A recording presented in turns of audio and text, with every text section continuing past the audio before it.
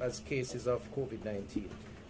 She arrived in the island on March 4th, presented to the public health system on March 9th, and has been in isolation since then. Based on the patient's travel history and symptoms, health professionals suspected COVID-19 when she presented herself. A clinical sample was collected and sent to the National Influenza Center, where lab tests confirmed the diagnosis today at approximately 11 a.m. The patient and family members have been informed of the development. The patient's infection was travel-related based on the assessment. However, steps are being taken to prevent the risk of community spread. These measures include the dispatch of a health team to the home of the patient for assessment and initiation of public health measures, the identification and contact tracing for all possible exposed persons, meeting of ministry officials with members of staff at the hospital, and the necessary interventions that are required to be put in place. In addition, imposed travel restrictions remain in place. In fact, 3 countries have been added to the list of the 5 that were originally announced. China, Italy, South Korea, Singapore, and Iran are the original countries. That was previously made public. We have added to that Spain, France, and Germany.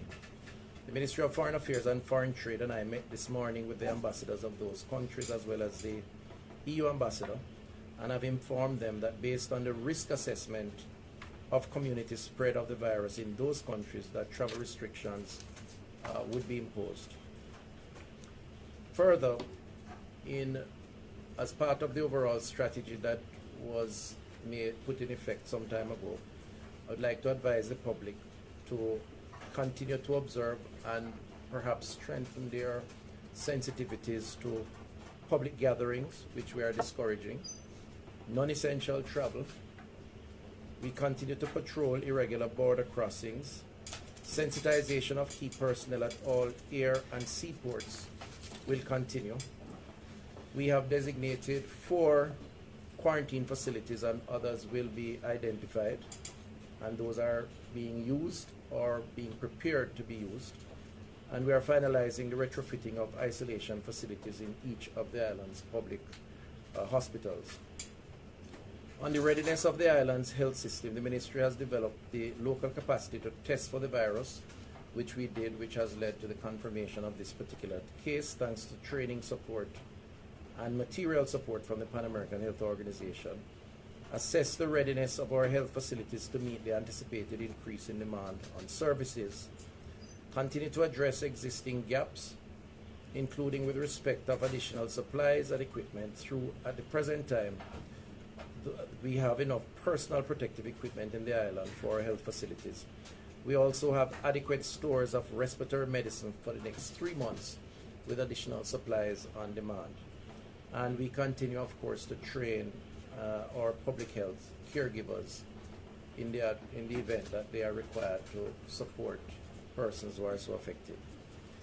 These efforts are supported, of course, by a communications campaign to keep each member of the population updated on the virus and its impact, and with oversight that is being provided by the Honorable Prime Minister Andrew Holness-led National Disaster Risk Management Council. And I've had a conversation with the Honorable Prime Minister when we learned of this development, and I know he has been in contact with the leader of the opposition, informing him of this latest development. So we're taking a whole of society approach with our national leaders fully informed. I have also named a COVID-19 response advisory team that will support the Ministry of Health and Wellness in our planning and coordination with respect to this public health challenge. So this team will work with us within the Ministry of Health and Wellness. Of course, we report to the National Disaster Response Committee, which is a much more broader team, multi-stakeholder, multi-agency team. The members of this advisory team for the Ministry of Health and Wellness are Mr. Howard Mitchell, former president of the private sector organization of Jamaica, Mr. Christopher Zaka, who is currently president of Sagicor, CEO of Sagicor, Mr. Owen Ellington, former commissioner of police, Reverend Devon Dick, Jamaica Baptist Union, Dr. Marina Rankisoon, Deputy Associate Dean, Faculty of Social Sciences at UWI, Commander Wens Gorman, and Lieutenant Colonel Sidney Powell of the JDF, and ACP Calvin Allen of the JCF.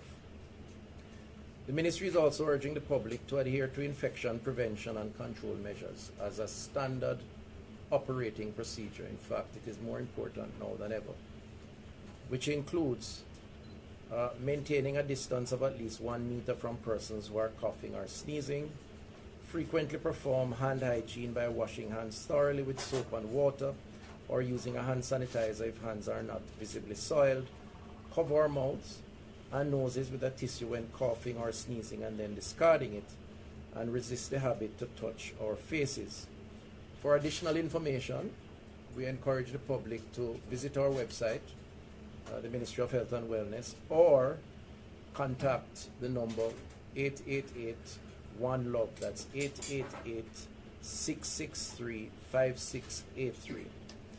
I would like to use the opportunity to appeal to the public to remain calm in the face of this most recent development, and to implement all the advisories related to personal hygiene, social distancing, and overall infection prevention control. I'd like to reassure the public that the government of Jamaica, the Ministry of Health and Wellness, is doing all that is necessary to keep the public informed, to establish the necessary infrastructure to confront this particular issue. And frankly speaking, we anticipated from some time ago that this day, there was a strong possibility that this day would come. As always, my viewers, thanks for watching. Click the like button, also click subscribe for our new updates of videos. Have a good day and stay safe and prepare yourself.